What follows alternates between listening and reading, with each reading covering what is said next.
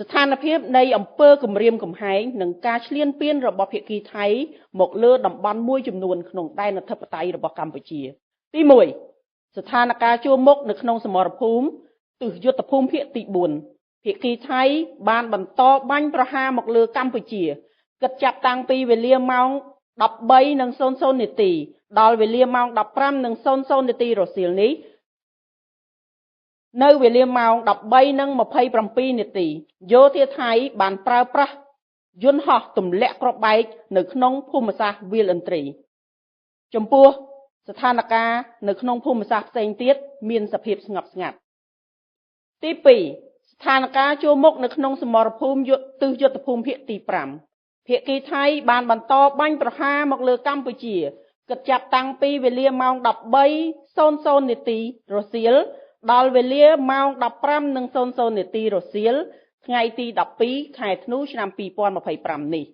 នៅវេលាម៉ោង 13:27 នាទីយោធាថៃបានបាញ់ផ្លោងជ្រុំយ៉ាងសន្ធឹកចូលក្នុងភូមិសាស្ត្រព្រៃច័ន្ទនៅវេលាម៉ោង 13:45 នាទីយោធាថៃបានបាញ់ផ្សែងពុលនៅក្នុងភូមិសាស្ត្រភូមិព្រៃច័ន្ទនៅវេលាម៉ោង 13:58 នាទីកម្លាំងថ្មើរជើងរបស់យោធាថៃអមដោយរថក្រោះបានរុលចូលមុខភូមិសាស្ត្របឹងត្រកួននៅវេលាម៉ោង 14:19 នាទីយោធាថៃបានប្រើប្រាស់ drone ស៊ើបការហោះក្តាប់សភាពការនៅក្នុងតំបន់ភូមិសាស្ត្រភូមិព្រៃច័ន្ទចំពោះស្ថានភាពនៅក្នុងភូមិសាស្ត្រផ្សេងៗដទៃទៀតនៅមានភាពស្ងប់ស្ងាត់ក្រសួងការពារជាតិទាមទារឲ្យយោធាថៃបញ្ឈប់ជាបន្ទាន់នៅការបាញ់ប្រហារមិនរើសគោលដៅការប្រើប្រាស់យន្តហោះចម្បាំងហោះចូលក្នុងដែនអធិបតេយ្យរបស់កម្ពុជាដែលមិនត្រឹមតែជាការរំលោភបំពានដ៏ធ្ងន់ធ្ងរបំផុតមកលើអធិបតេយ្យភាពបូរណភាពទឹកដីកម្ពុជានិងច្បាប់អន្តរជាតិប៉ុណ្ណោះទេប៉ុន្តែបានផ្លោងនិងទម្លាក់គ្រាប់បែកដោយមិនរើសអើងនិងមិនសមាមាត្រហើយបានធ្វើឲ្យគ្រោះថ្នាក់ដល់អាវុធជីវិតនិងសុវត្ថិភាពប្រជាពលរដ្ឋស្លូតត្រង់កម្ពុជាបំផ្លិចបំផ្លាញដល់ទ្រព្យសម្បត្តិហេដ្ឋារចនាសម្ព័ន្ធស៊ីវិលនិងប្រាសាទបុរាណជាទីសក្ការៈដែលជាមរតកមនុស្សជាតិដូចជាសាលារៀនមន្ទីរពេទ្យវត្តអារាមផ្ទះសម្បែងផ្សារប្រាសាទព្រះវិហារប្រាសាទតាក្របីនិងទីតាំងសាធារណៈដទៃច្រើនទៀតរាប់មិនអស់សកម្មភាពឈ្លានពានដោយប្រដាប់អាវុធរបស់យោធាថៃ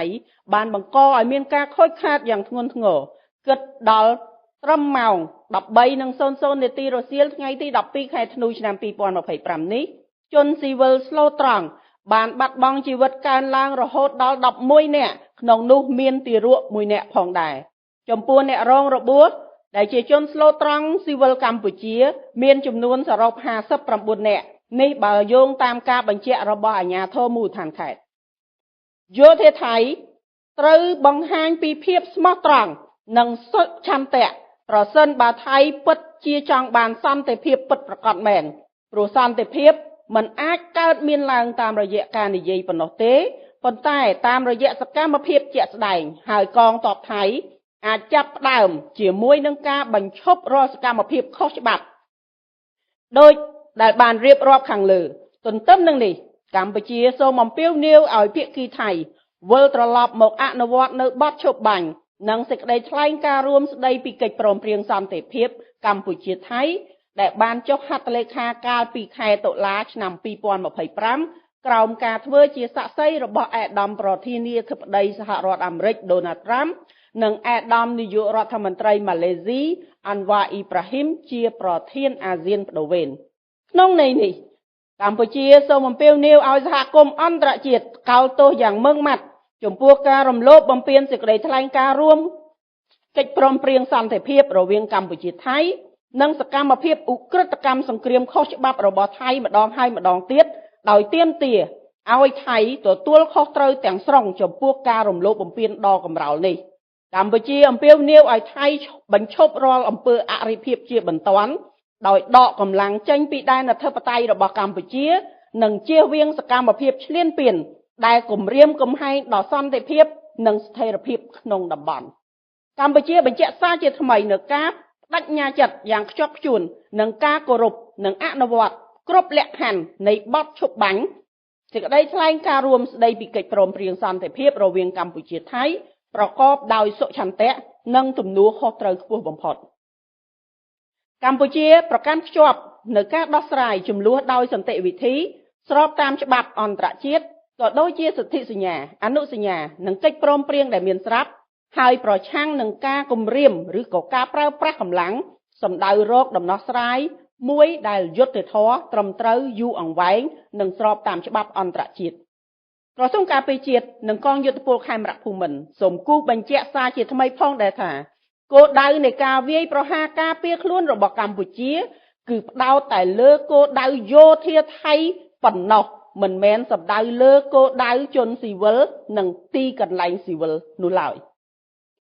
កម្ពុជាតែងប្រកាន់ខ្ជាប់នៅការគោរពនិងការអនុវត្តកាតព្វកិច្ចទាំងឡាយដែលស្ថិតនៅក្រោមច្បាប់អន្តរជាតិជាពិសេសច្បាប់មនុស្សធម៌អន្តរជាតិយ៉ាងម៉ឺងម៉ាត់ច្បាស់លាស់បំផុត